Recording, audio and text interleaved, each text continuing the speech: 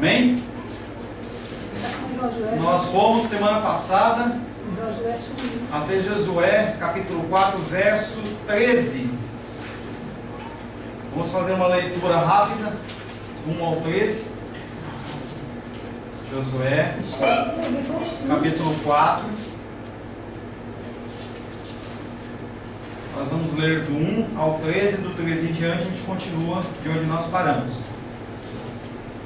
Entenda que o esquema é, Deus ele deu uma ordem, começa lá em Deuteronômio. Moisés ele passou a autoridade para Josué. Aí Josué começa todo um trajeto. Aí ele para na beira do rio Jordão que estava em enchente.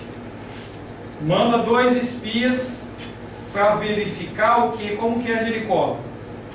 Eles entram na cidade, olham, se escondem na casa de Raabe, fazem um acordo com Raabe, descem pela janela, se escondem, os guardas do rei saem procurando eles, não encontram. Aqueles homens voltam para Josué e contam: olha, o povo está tudo apavorado, e nós fizemos um acordo com Raabe e tal, nós temos que poupá-la, ela nos salvou. E aí começa a travessia do rio Jordão. Travessia essa que foi o capítulo 2, 3, essa travessia, e a água ela é represada, os sacerdotes estão carregando a Arca da Aliança, provavelmente 2 na frente e 2 atrás, tem um varão com as argolas segurando a Arca da Aliança que continha a vara de Arão, que foi aquela vara que floresceu, tem as tábuas da aliança e uma porção de maná lá, que era um memorial mostrando o milagre que tinha acontecido. E aí aqueles sacerdotes, quando eles colocam o pé na água, a água separa. Deve ter sido uma coisa maravilhosa. E além de a água parar, aquela água, aquele barro, tudo aquilo ficou sequinho na hora, toda a água secou e aqueles homens puderam passar. Homens, mulheres, crianças, bois, vacas, passou tudo ali. Os animais, né? E aí, olha, chegaram do outro lado, o Senhor lhe dá uma ordem para Josué, falando para ele pegar umas pedras do meio do rio. Eram pedras diferentes, eram pedras que ficavam mais lisas por causa do contato com a água, e levar lá para o acampamento. E aí aqueles homens, um de cada tribo, vai lá, pega a pedra do meio do rio, perto da arca, e os caras estão lá parados, carregando, segurando a arca. Aquela arca devia ser pesada, e eles estão lá. Não podia, que nem soldado da Inglaterra, não podia sair da posição. Cada um pega uma pedra e leva lá para o acampamento. E aí o Senhor ele fala para ele assim: agora você vai pegar pedras, vai fazer um monte de pedras aí, no meio do rio. Ah, mas quando o rio estivesse cheio não ia ver? Provavelmente não, mas quando estivesse em seca, há a possibilidade de, quando aquele monte de pedras estivesse em seca, o rio secasse, eles iam ver aquelas mesmas pedras que estavam lá no acampamento, igual a coluna que estava lá, eles iam fazer referência a todo o motivo das pessoas estarem lembrando o que tinha acontecido. Na Bíblia, então, tem 2 passagens que a água, no caso, o mar se abriu e o rio também. Primeiro, o Mar Vermelho, eles são intimamente ligados, e nós vamos ver mais algumas características. Pastor, essa pergunta é bem infantil, mas... Eu sempre deixei minha água. Acha para mim a minha água, Gabriel? Eu acho que eu deixei lá. Eram as 13 pedras, as 12 pedras. Olha a minha pergunta infantil. Vale. Aí os caras fizeram aquelas pedras lá no meio do rio. Aí quando passou a embarcação, pá, batia se estivesse cheio, né? Se estivesse cheio, não. Se estivesse vazio, batia. Não, se estivesse cheio. Ah, depende da altura, eu não sei qual é a altura daquilo. Porque tem lá o casco do mar. Tem algum motivo, eu não sei qual era a largura do rio, porque o rio ele era, em partes ele era fundo e era curto, e tinha partes que ele era largo e era mais raso 4, 5, 6 metros. Morrer afogado, você morre em 2 metros ou em 8, tanto faz. Então eu não sei qual que é as embarcações que passavam lá. Pode ser que sejam embarcações pequenas, eu não creio que passasse embarcação grande. Lembra? No primeiro dia nós mostramos o rio, não era um rio que tinha cara, não era que nem o rio Amazonas, que era riozão, você passava aqueles barcão. Parecia que era um rio que não trazia uma capacidade de... Obrigado, Gabriel. Trazia uma capacidade de barcos muito grandes. Mas é uma pergunta. Com certeza, aquelas pedras que estavam no meio do rio deveria ter algum motivo, porque está lá debaixo d'água, não tem sentido. A pessoa tinha algum dia, em algum momento, tinha que ver aquelas pedras. Então dava para ver. Agora, os barcos, eu não sei, tem com certeza passar na barca ali, né? Eu não sei se os peixes também estavam nadando embaixo de cabeça ali. Eu pensei que eles tinham pegado essas pedras, mas fazer o memorial não de nada. Foram 2 memoriais. O primeiro memorial fora e o segundo memorial dentro do rio. Tá? Vamos ler do 4 em diante. Pode perguntar qualquer coisa. Tendo, pois, todo o povo passado o Jordão, falou o Senhor a Josué. Tudo isso que aconteceu de pedra depois que todo mundo passou. Tomai do povo 12 homens, um de cada tribo, e ordenai, dizendo: daqui do meio do Jordão, do lugar onde parados pousaram os pés dos sacerdotes. Os sacerdotes eles pisaram, a água parou e eles andaram até o meio do rio. Tomai 12 pedras e levai-as convosco, e depositai-as no alojamento em que haveis de passar esta noite. Chamou, pois, Josué os 12 homens que escolheram dos filhos de Israel, um de cada tribo, e diz-lhes: passai adiante da arca do Senhor, vosso Deus, ao meio do Jordão, e cada um levante sobre o ombro uma pedra, segundo o número das tribos dos filhos de Israel, para que isso seja por sinal entre vós e, quando vossos filhos no futuro perguntarem, dizendo: o que significam essas pedras? Então lhes direis que as águas do Jordão foram cortadas diante da arca da aliança do Senhor. Em passando ela, foram as águas do Jordão cortadas. Estas pedras serão para sempre por memorial aos filhos de Israel. Fizeram, pois, os filhos de Israel como Josué ordenara, e levantaram 12 pedras no meio do Jordão, como o Senhor tinha dito a Josué, segundo o número das tribos dos filhos de Israel.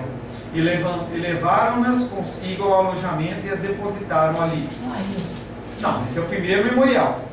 Levantou Josué também 12 tribos no meio do Jordão. Aí é o segundo memorial. Verso 9. No verso 8, eles levantaram uma coluna de pedra no meio do acampamento. Verso 9. Levantou Josué também 12 pedras no meio do Jordão. Então eles fizeram um memorial no meio do Jordão também, no lugar em que parados pousaram os pés dos sacerdotes. Então os sacerdotes estavam lá segurando a arca. Depois que eles levaram as 12 pedras e fizeram um memorial lá, eles voltaram, pegaram mais 12 pedras e fizeram um memorial bem no meio, aonde os sacerdotes estavam. Levantou Josué também 12 homens no meio do Jordão, no lugar em que parados pousaram os pés dos sacerdotes que levavam a arca da aliança. E ali estão até o dia de hoje.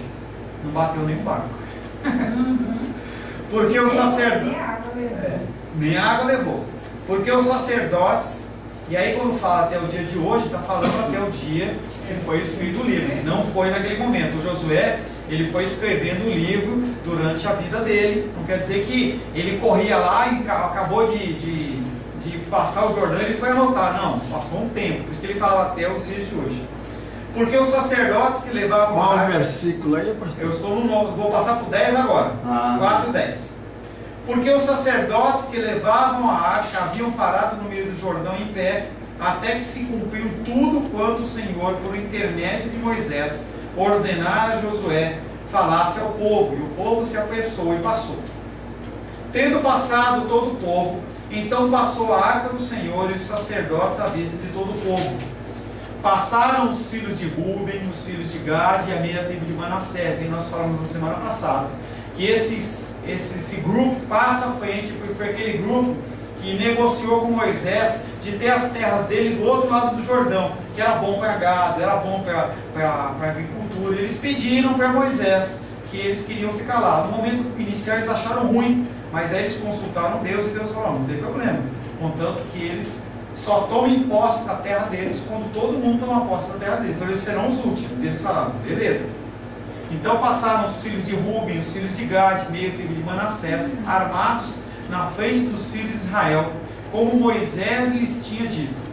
Uns 40.000 homens de guerra passaram diante do Senhor para a batalha, para as campinas de Jericó. Agora nós vamos começar verso 14, é a partir de hoje. Verso 14. Naquele dia, engrandeceu Josué na presença de todo Israel, e respeitaram-no todos os dias da sua vida, como haviam respeitado Moisés. Entenda que até então, até que o rio tivesse se aberto, era só conversa. Não tinha visto nada. Moisés, em Deuteronômio, no finalzinho, ele bate na rocha lá, Deus proíbe ele de entrar. E aí quem vai passar com o povo vai ser Josué. E até Moisés fala assim, não, gente, agora, a partir de agora, quem vai mandar em vocês, quem vai comandar o povo é Josué. A pessoa só está ouvindo. Deus está mandando, só está ouvindo. Aí ele começa a andar, eles só confiam no que eles ouviram. Aí quando eles veem aquele milagre de abrir o Rio Jordão, ele fala, pera um pouquinho, o povo viu realmente que o mesmo Deus que abriu o Mar Vermelho, abriu o Rio Jordão. Então a ligação entre Moisés e Josué que tinha sido feita, ela é fortalecida com esse milagre. O milagre da travessia é o momento em que Deus engrandeceu Josué perante todo Israel. O Israel todo não pôde negar, espera um pouquinho, o mesmo Deus que estava com Moisés está com Josué, porque o que aconteceu aqui não é natural, não é força de homem, não é estratégia humana. Deus está, o mesmo Deus que esteve conosco no deserto, está com Josué aqui. Abra aí Êxodo 14, 31. Êxodo 14, 31. Quem achou pode ler.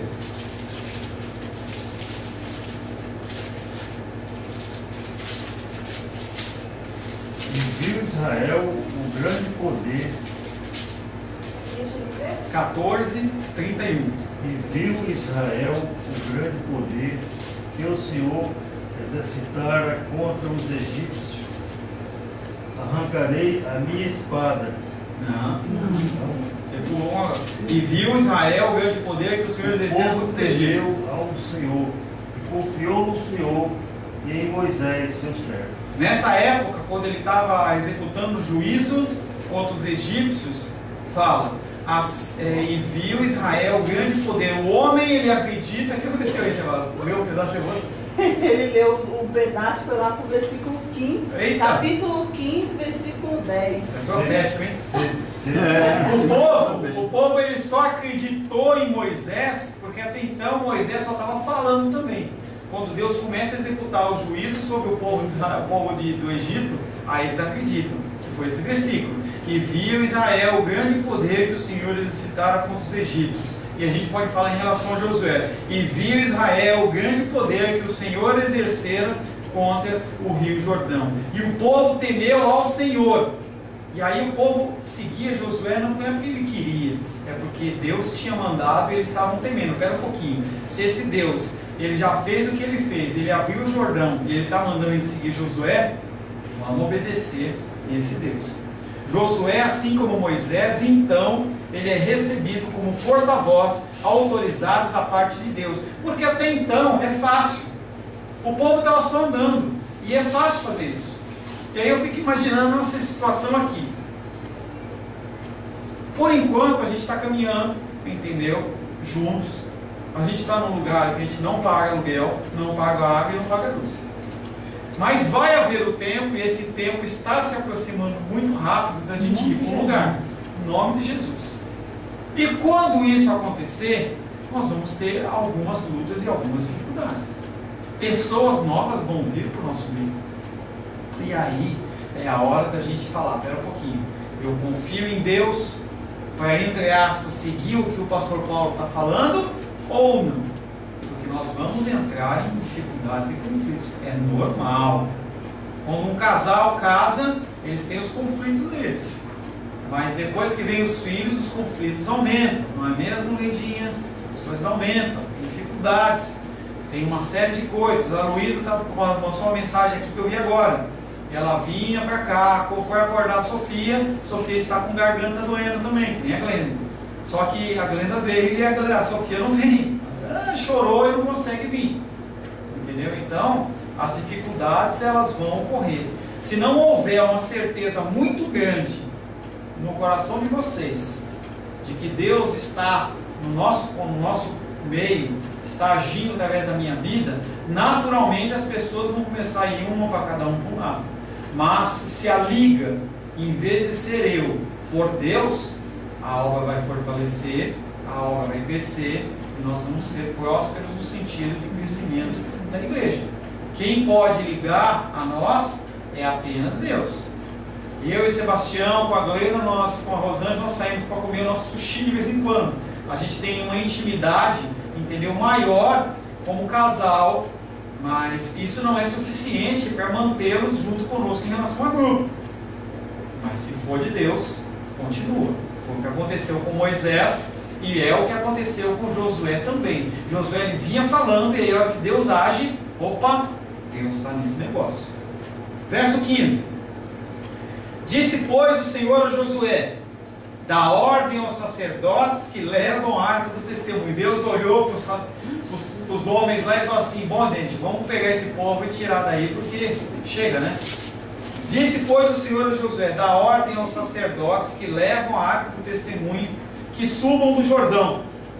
Nunca a ordem ia direto, sempre ela ia para o sacerdote primeiro. E hoje? E hoje, como é que funciona? Primeiro para o pastor. Nós temos livre acesso ao Pai. Nós não temos um sacerdote para nos intermediar na direção de Deus. O pastor, o sacerdote, ele é uma pessoa que ele vai te auxiliar, mas o canal é Deus. Naquela época você não poderia ir direto para Deus, tinha que passar primeiro para o sacerdote. A partir do momento em que Cristo rasgou o véu, as pessoas têm livre acesso a Deus através de Cristo. É lógico que tem um monte de pastor, um monte de sacerdote aí que foi lá e costurou o véu. Ele quer que primeiro passe por ele. Não é assim que funciona. Então a gente como pastor, eu estou aqui para auxiliar vocês, falar sobre a palavra de Deus, mas quem tem que decidir, e você vai ao Senhor na tua oração, é a mesma coisa. Você vai na tua casa, você faz suas orações em nome de Jesus, e Deus ele se comunica com você. Mas naquela época não era assim. Tudo que tinha que acontecer passava primeiro por Josué. Primeiro Deus fala com Josué: olha, fala para os sacerdotes. Ele podia muito bem falar direto para os sacerdotes, mas quem era o líder era Josué. Então Josué ordenou os sacerdotes, dizendo: subi do Jordão. Verso 18. Ao subirem do meio do Jordão, os sacerdotes que levavam a arca da aliança, a arca do testemunho do Senhor, e assim que as plantas dos seus pés se puseram na terra seca, as águas do Jordão se tornaram o seu lugar e corriam como dantes sobre todas as suas ribanceiras. E aí, quando o primeiro, que tinham dois na frente e dois atrás. É interessante, né? Imagina, vamos saindo, gente. O cara foi saindo. E aí, a hora que os de trás colocaram o pé, senão, a hora que os primeiros colocassem o pé em terra seca, a água passasse, aqueles homens eles iam ser levados pela correnteza, né? Então eles põem o pé na terra seca, no fim do leito do rio, e aí as águas naturalmente elas voltam a correr. Conclui-se assim a narrativa da subida da arca do leito do Jordão. Novamente o foco não são os sacerdotes, novamente o foco não é o rio, mas o foco é a arca do Senhor. A arca ela continha o testemunho. Que testemunho é esse? Vai em Êxodo de novo. Êxodo 31, verso 18. Êxodo capítulo 31, verso 18. Pode ler.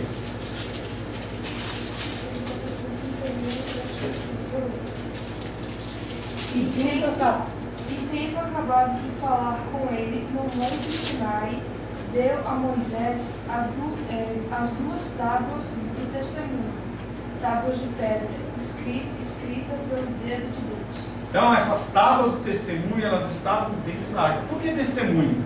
Porque testemunho o que é? Quando você tem um julgamento, você tem as testemunhas. As testemunhas que vão ser para julgamento ou então para a libertação da pessoa. Esses 10 mandamentos, eles são testemunho. Se você seguir os caminhos do Senhor, ótimo. Você não seguir os caminhos do Senhor, tem retaliação, tem maldição, tem punição em relação a isso. Então por isso que é um testemunho. Ah, eu não fiz nada. Olha a palavra, está lá os 10 testemunhos, os 10 mandamentos mostrando, não, você fez tal pecado, você cometeu tal coisa. É um testemunho de Deus contra o pecador. Pastor, Êxodo Êxodo 31, 18. Ah, 31, 18. Foi a arca desse testemunho que deveria ser retirada do Jordão, carregada pelos sacerdotes, que tinham dirigido a travessia. A retirada da arca para fora do Jordão é igualmente descrita da mesma maneira na entrada. Os mesmos detalhes que tiveram para a entrada da arca, também tiveram para a saída.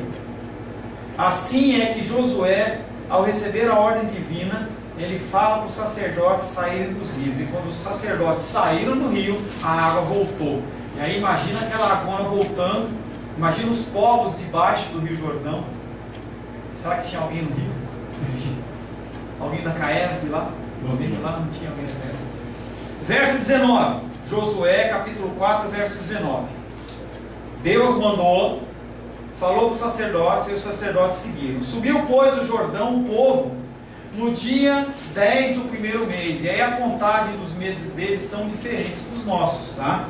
Mas não importa. No 10º dia do primeiro mês, eles saíram do rio, acamparam-se num lugar chamado Gilgal, pertinho de Jericó.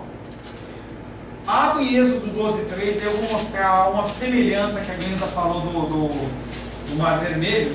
Você vai ver que as coisas que Deus faz não são coincidência. Êxodo o quê? 12:3, lê aí, Glenda. 12:3. 12:3. Olha que lindo, isso que você vai ler, hein? Falai a toda a congregação de Israel, dizendo: ao 10 deste mês, cada um tomará para si um cordeiro, segundo a casa dos pais, um cordeiro para cada família. Lê do 1 em diante, por favor. Disse o Senhor a Moisés e a Arão na terra do Egito: este mês vos será o principal dos meses. Que mês que é? Continua lendo. Será o primeiro mês do ano. Primeiro mês do ano. Que dia que é? Janeiro. Não.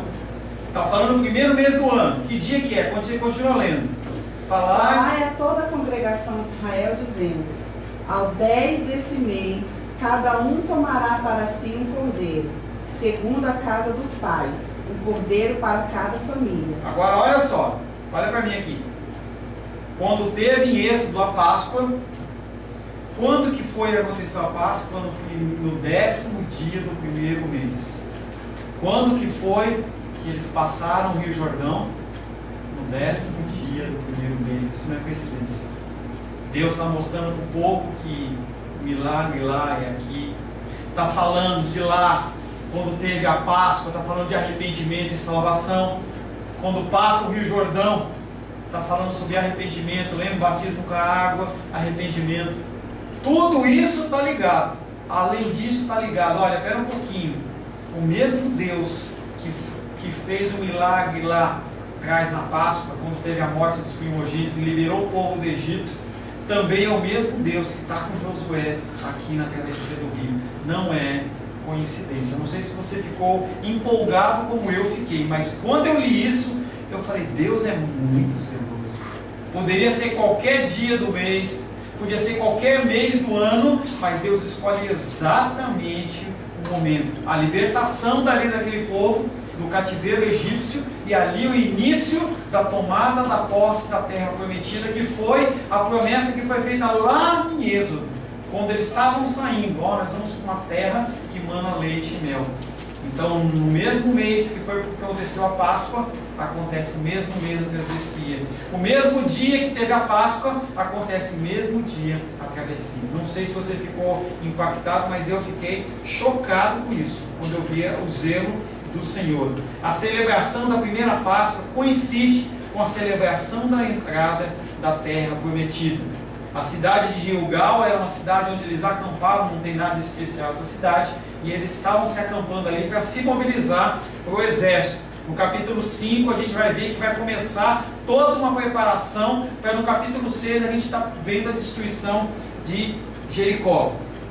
Verso 20: as 12 pedras que tiraram do Jordão, levantou-as Josué em uma coluna em Gilgal. Até então essas pedras elas estavam simplesmente jogadas. Tinha sido feita a coluna no rio, porque não ia dar para voltar. E aí o Senhor ele organiza aquelas colunas de pedras.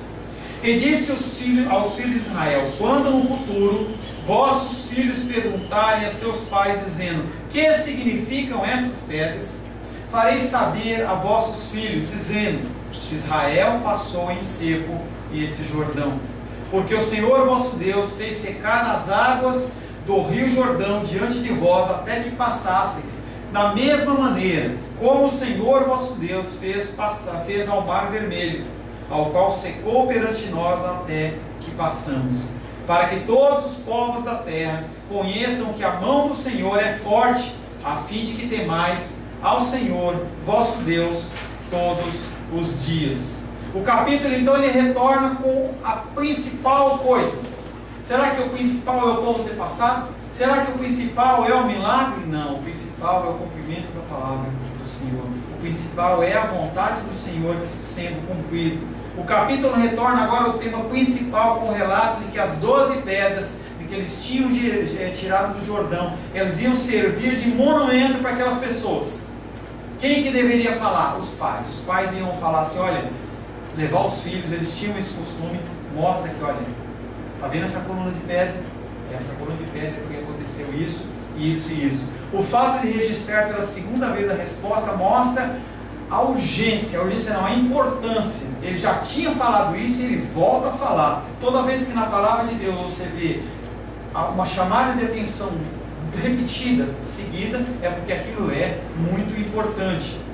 Os homens devem ensinar os seus filhos. É minha função ensinar o meu filho. É a função do Sebastião ensinar o filho e os filhos dele, no sentido da lei e da palavra do Senhor. É a obrigação do homem. O Senhor coloca essa responsabilidade no homem. E quando o homem não faz, a mulher acaba fazendo. Mas a obrigação é do homem. Os homens devem ensinar os seus filhos. E aí, em terra seca, Israel atravessou o Jordão, e falando todas as coisas que aconteceram.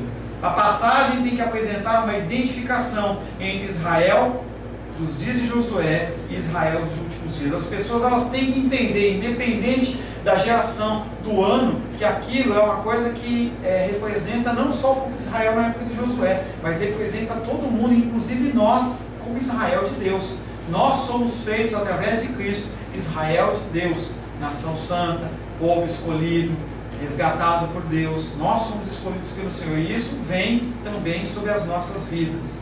O versículo afirma claramente que o Senhor, o Deus de vocês, não é só de Josué, não é só daquele povo, mas é o meu Deus, o seu Deus, é aquele Deus que abre as portas do céu, né, irmão Cláudio? Abre as portas do céu. Quando a gente está na luta e na dificuldade, Ele é aquele que abre o mar vermelho para nós. Ele é aquele que abre o mar vermelho para nós. Durante a enfermidade, durante a dificuldade, Ele é aquele que abre o mar vermelho. E a gente vê a celebração, seja no mar vermelho, seja no Rio Jordão, seja nas nossas dificuldades nos dias de hoje, alcança a gente. O milagre do Rio Jordão tem como propósito que todo o povo da terra saiba que o Senhor é Deus. O propósito é esse.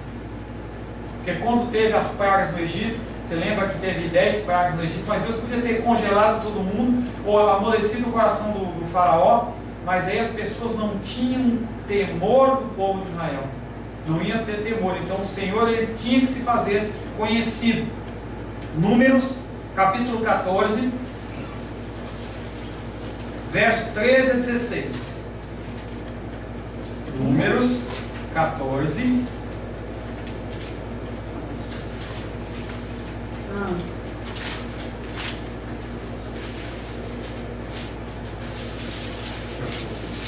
Do verso 13 até o 16.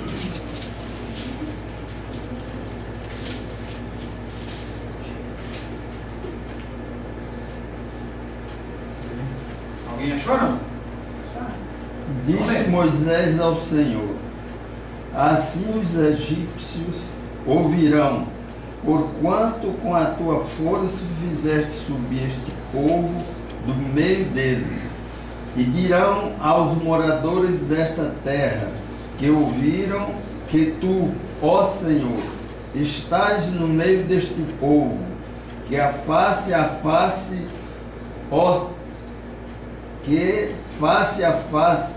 ó Senhor, lhes aparece, que a tua nuvem está sobre eles, que vais adiante deles, numa coluna de nuvem de dia e numa coluna de fogo de noite. E se matares este povo com um só homem, as nações, pois, que ouviram a fama, falarão dizendo: porquanto o Senhor não podia pôr este povo na terra que lhes tinha jurado, por isso os matou no deserto. Amém. Está ótimo. Então, esse texto está falando que Deus ele não executa os milagres dele apenas por executar. Ele executa para mostrar a autoridade, o poder e a soberania de Deus. O propósito, quando há cura, como nós estudamos até semana retrasada sobre o coxo, não é o coxo ser curado, e sim mostrar que Deus continua sendo poderoso. E as pessoas, quando veem os milagres e maravilhas, elas temem e tremem. Aqueles que são do Senhor se alegram, aqueles que são do Senhor querem conhecer mais de Deus. Aqueles que não, eles temem e tremem. E aí Moisés, nesse relato, ele está falando: Deus, tudo que o Senhor fez, entendeu, gera temor no coração deles. E o objetivo de Deus é que as pessoas na terra, quão distante era o Egito lá de Jericó, e as pessoas sabiam do poder de Deus, as pessoas tremiam por saber que aquele povo estava chegando. O objetivo é saber que Deus é um Deus forte. Êxodo capítulo 3, verso 13, 19, vamos ver mais alguns textos que falam sobre isso. Êxodo 3, verso 19.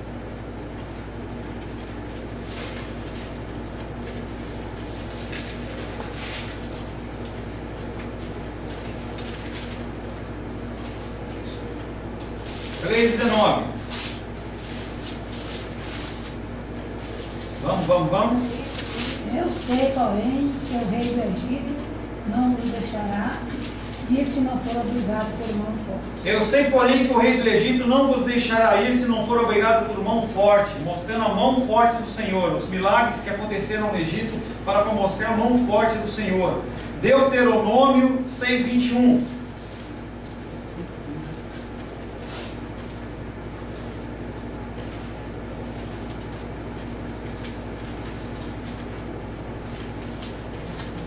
Então dirás a teu filho: éramos servos de Faraó no Egito, porém o Senhor de lá nos tirou com poderosa mão. Novamente, mostrando a insuficiência, a falta de poder do homem e o poderio de Deus.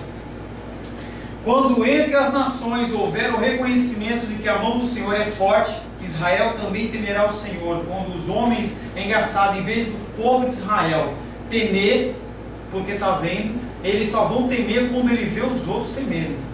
Muitas vezes a gente não acredita nas coisas que Deus faz, e aí as pessoas que estão de fora, elas falam assim: olha, realmente o teu Deus é poderoso. O irmão Cláudio estava contando lá da parente dele que ela estava com uma enfermidade, uma dor, e aí ela orou por ela, e aí o Senhor abençoou, tirou a enfermidade dela, e agora ela dá o testemunho para as pessoas: olha, eu estava doente, mas aí o Deus do irmão Cláudio, ele orou por mim, e aí eu fui curada. Então o testemunho do Senhor começa a ser propagado, não para que o Senhor, não para que as pessoas falem assim: olha, na igreja do pastor Paulo, não, é porque o irmão Cláudio, não é porque Deus faz, tá?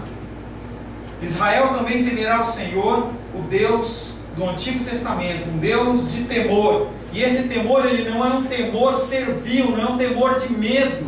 Nós, como filhos de Deus, nós não temos que ter o temor que as pessoas do mundo têm. As pessoas: não, eu vou fazer isso porque senão Deus vai me castigar. Não é isso o nosso objetivo.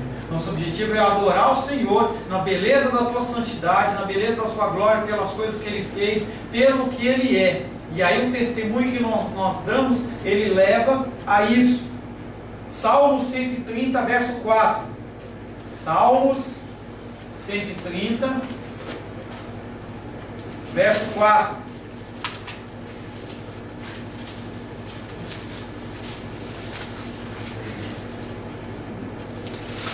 Contigo, porém, está o perdão para que te temam. Contigo, porém, está o perdão para que temam. Por que nós não temos que ter medo de Deus? Temor sim, medo não. As pessoas do mundo têm medo de Deus, porque a gente sabe que nós temos um fiel e justo juiz, um advogado perante ao Pai, que quando nós nos arrependemos dos nossos pecados, nós podemos ir a Ele e Ele nos perdoa. Contigo, porém, está o perdão. Para todo mundo? Não, para aqueles que te temem, não aqueles que têm medo. Nós temos que temer ao Senhor, nós temos que ter reverência ao Senhor, mas nós temos um advogado que é fiel e justo para nos salvar. Amém? No caso de Raabe, o que aconteceu? Foi um convencimento de pecado em que levou ela para a salvação. Inseriu a prostituta de Jericó na linhagem de Jesus. E para aquele outro povo cananeu, aquelas pessoas que não temeram a Deus, aquelas pessoas que não acreditaram no Senhor, juízo e condenação. Desse mesmo modo, o propósito e o sentido do milagre na travessia são claramente estabelecidos e podem ser compreendidos pelos futuros leitores de Josué. Ou seja, Deus, Ele age com a sua mão forte, independente da ação do homem. Amém? Amém.